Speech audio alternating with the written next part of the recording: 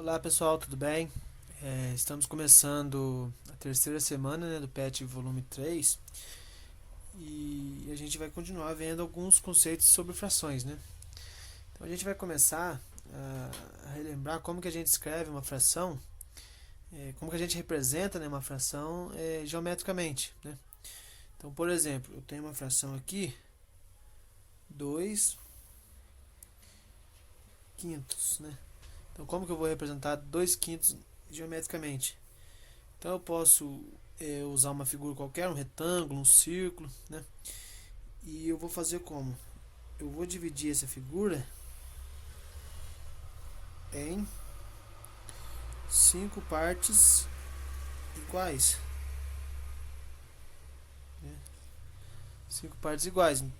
Então o numerador indica o denominador, né, que é o que está embaixo, ele indica em quantas partes eu vou dividir a figura.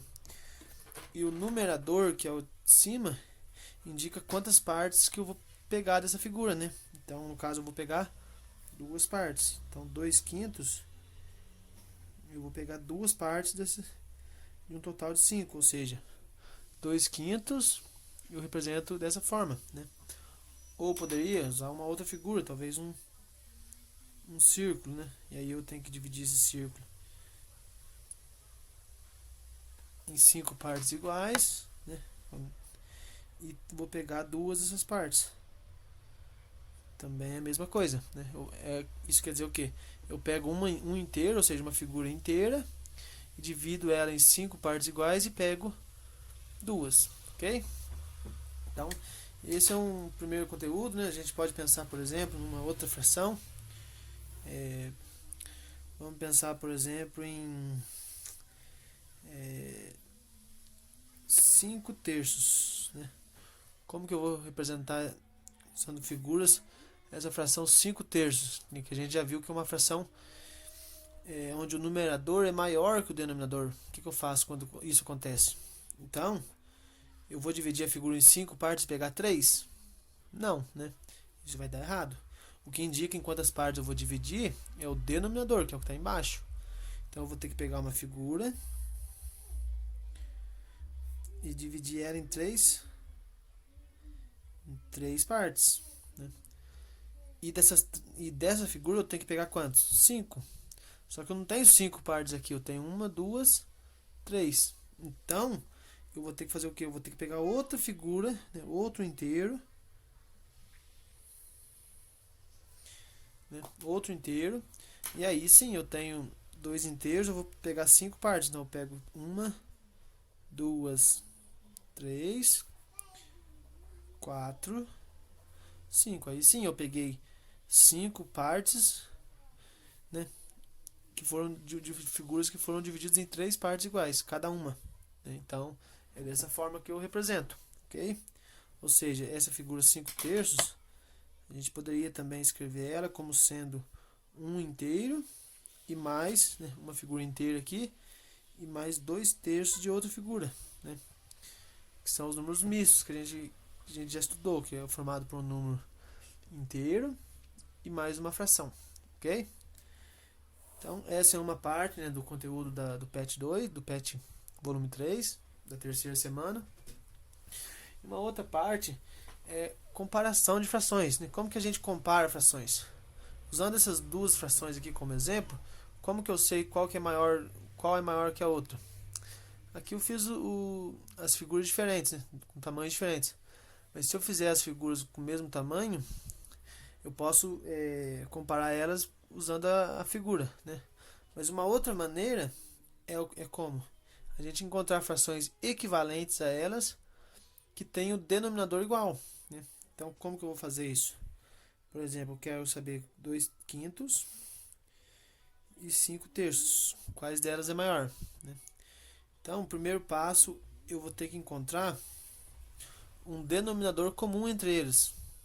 Para isso, para isso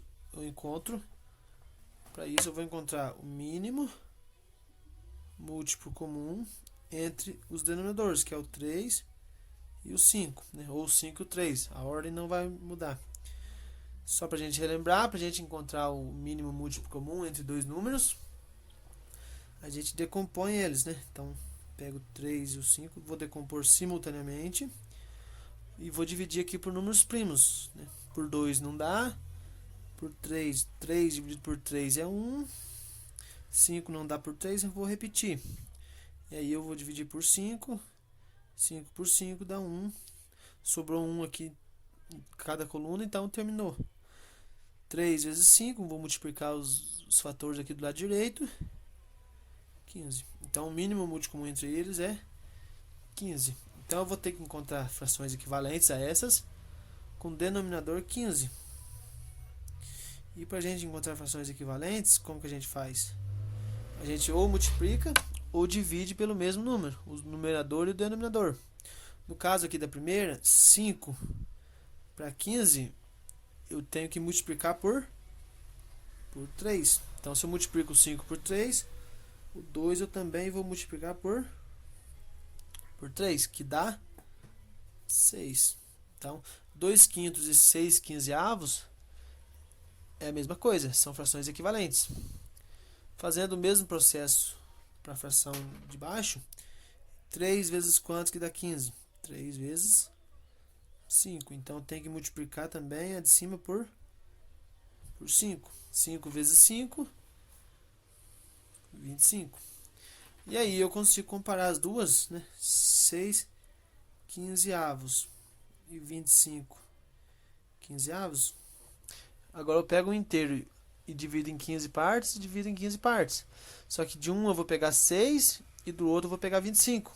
Qual que eu peguei mais? 25, né? Os denominadores são iguais, então a maior fração é aquela que tem o maior numerador, ou seja, 6 quinzeavos é menor que 25 quinzeavos. E isso quer dizer que o 2 quintos é menor do que 5 terços, né? Porque são frações equivalentes. 6 quinzeavos é equivalente a 2 quintos e 25 quinzeavos é equivalente a 5 terços.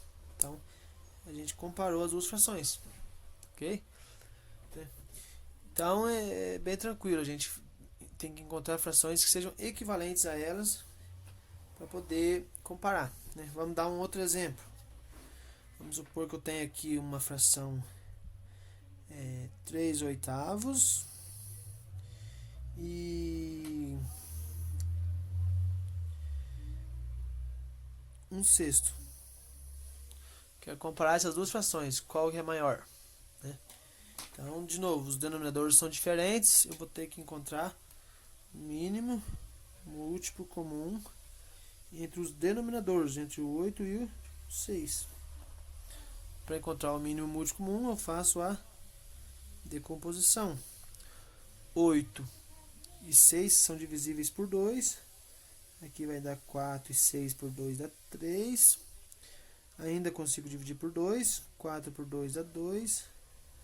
3 por 2 não dá, repete. Ainda por 2, aqui vai dar 1. 3 não dá, repete. E por fim, por 3, que vai dar 1. Acabou. Multiplico aqui os fatores. 2 vezes 2, 4. 4 vezes 2, 8.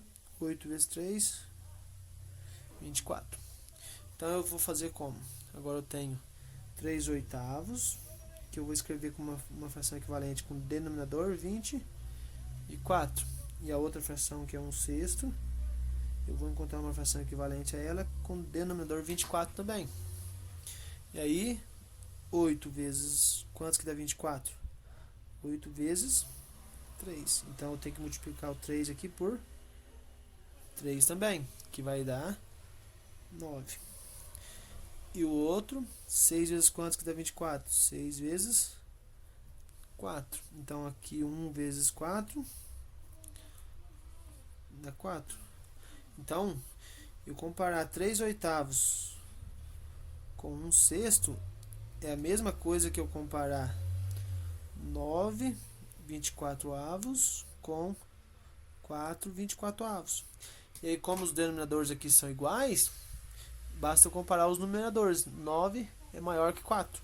Então, essa fração, 9 24 avos, é maior que 4 24 avos. Mas como elas são equivalentes aqui com essas de cima, então 3 oitavos é maior do que 1/6, ok? E por fim, um conteúdo bem simples, né, que cai no finalzinho em alguns exercícios, é como que a gente escreve uma porcentagem, né, em forma de fração. Então, como que eu escrevo 2% em forma de fração? Isso é bem tranquilo, né? A porcentagem nada mais é do que uma fração com denominador 100. Então, 2% é a mesma coisa que eu escrever 2 centésimos. Então, já formei a fração que eu queria, né? Aí basta eu simplificar essa fração. No caso aqui, como os dois números são pares, eu posso dividir o numerador e o denominador por 2, que vai dar 1/50. Tá bem tranquilo, né? Vamos supor que eu quero 30%. 30%, eu vou escrever 30 centésimos.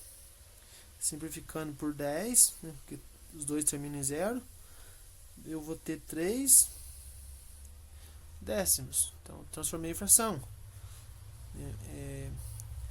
75%. Eu escrevo 75 centésimos.